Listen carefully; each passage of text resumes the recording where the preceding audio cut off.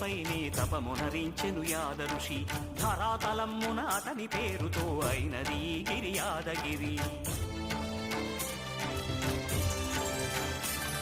ఈ గుహలో వెలసెను ప్రళయ మహోజ్వల జ్వాలా నరసింహుడు.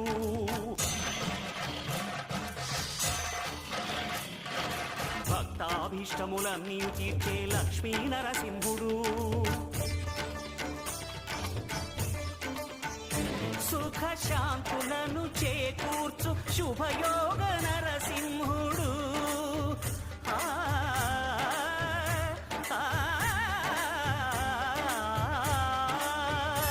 సుఖ శాంతులను చేకూర్చు శుభయోగ నరసింహుడు.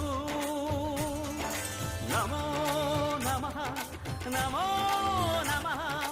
నమస్కరించెను నాలుగు దిక్కులు నఖముల